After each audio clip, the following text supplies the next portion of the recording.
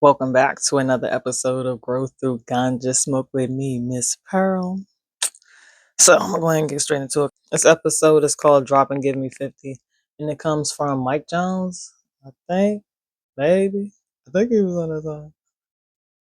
I think that was his back when it came out. Back then, I think so. I don't know. And this is my expanded perspective on body count. 35 and older with less than 10 is doable. If that's you,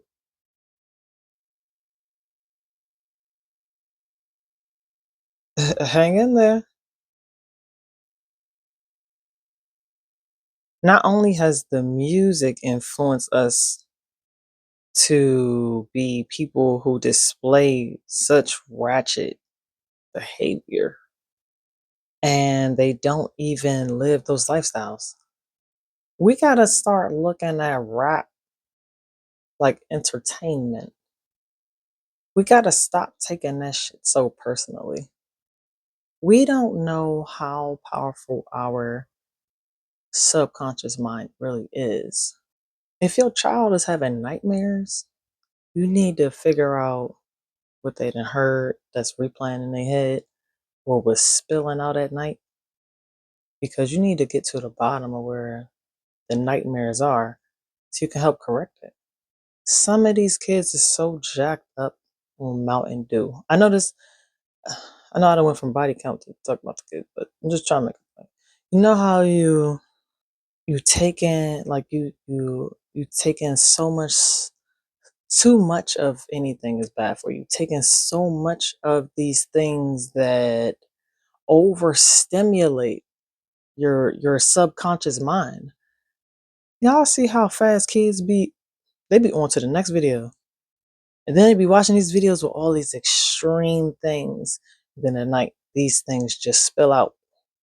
Their subconscious mind, that's how it is with adults with this music. With the adult music. It's just like that. And if you keep replaying it enough, you ever heard a song that shit was dumb as fuck, but they played it on the radio every 5 minutes? Heard it so much. This is how people also pick up their beliefs from what they hear. Shout out to deaf people. I don't know how it is. I know not being able to hear would be crazy. Gotta have more grace for people, I guess, and ourselves. But okay, anyway.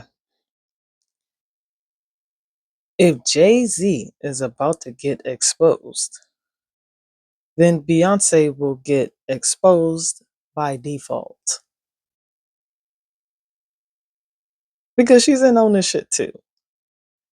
And she's paid to do this too. She's paid to participate in this game. She's paid heavily. I don't know if I'm gonna ever see a video of her girls twerking. Because, I mean, look at what Beyonce did with the whole fight thing in the elevator. Some of y'all got drama in your life for free. She monetized it. Whether it was real, whether it was fake, who the knows, she got paid. They probably all got paid for real. Niggas are getting tired of seeing ass popping. It's not enough anymore. Men are starting to come into themselves like, you want me to pay for that? When does it become a man's responsibility to pay for your head and your nails? I'll wait.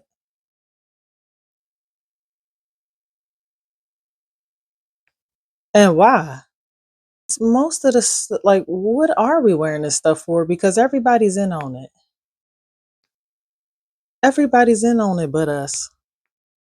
They be putting stuff in the water that will eat away at your skin. And no, it doesn't happen too often, but at the same time, if you got to keep going back every 2 weeks because your feet look tore up, whatever that means, then you got to understand that the stuff that they put on your skin ain't good for your skin. Your skin is damaged. I know about it. And I don't blame dudes. I don't blame men these days. I don't blame men these days for not granting quite a few of us any grace. I don't blame them.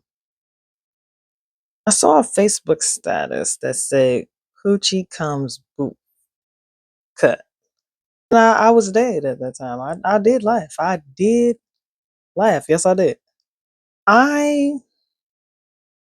use advice from the older women on how to take care of myself and my girlfriend. I be collecting gems, not bodies. I can't be stacking them up to the ceiling and trying to figure out why I feel so drained. I don't know. I feel like I can really only grant the strippers grace in regards to the wigs and nails. It's just a fantasy. Men fund their lifestyles for fantasy, and I'll talk about that in another episode. But it's also a crazy lifestyle. You know, I've been around some trips, I've been around some strippers. Oh man, you can't sleep with everybody that take you. That's crazy. When I heard this man say, he said most of the stuff that women be buying, men don't even care about it, right? So if men don't care about it, but you do, to the point where you won't even show your face on FaceTime or whatever the video apps are when dating a man, that's crazy. That's insane. That's the game backwards. The attachment to another woman's hair. And that's why a lot of y'all be out of alignment because you wearing another woman's God given beauty, her pain, her childhood trauma. You don't know if she voluntarily gave up that hair or she was forced to give up that hair. And you over here wearing a Brazilian yaki down your motherfucking back and ain't gonna never even go to Brazil. That's why I call y'all mermaids, because that's what y'all look like.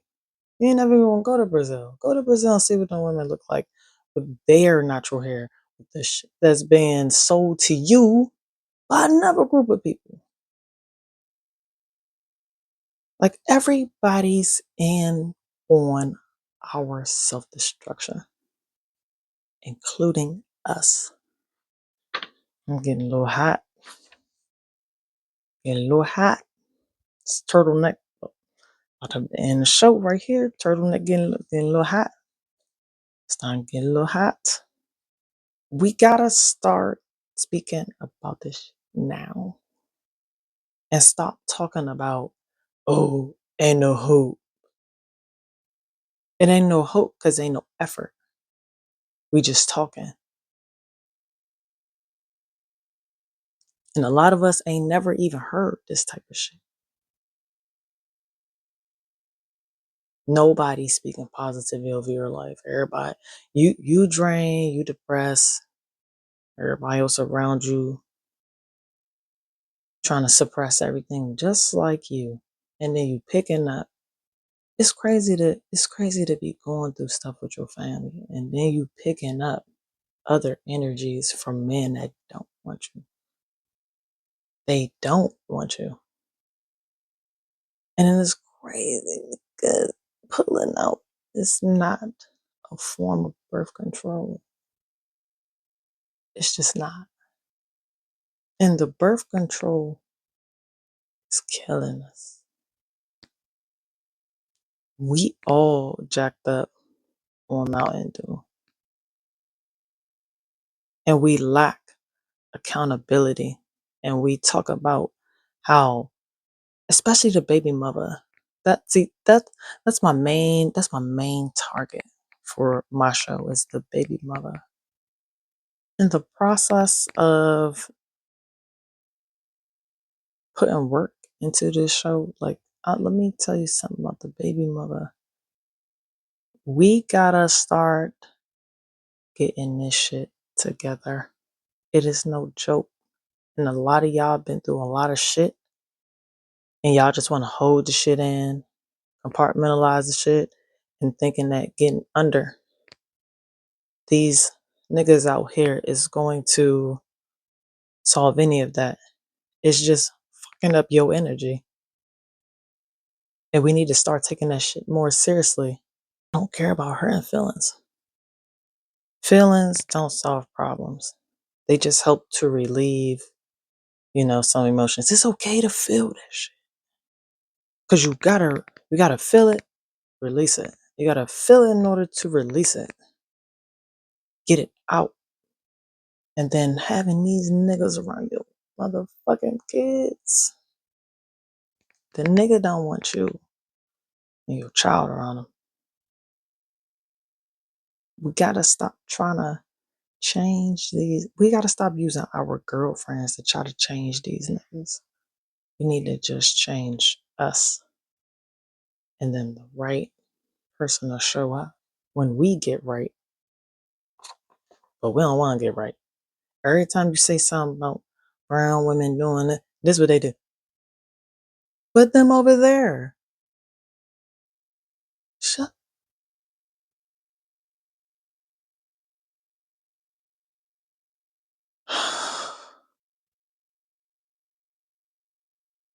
Do you feel that? It felt great. This is the season where some of y'all need to block yourselves from the person you sleeping with.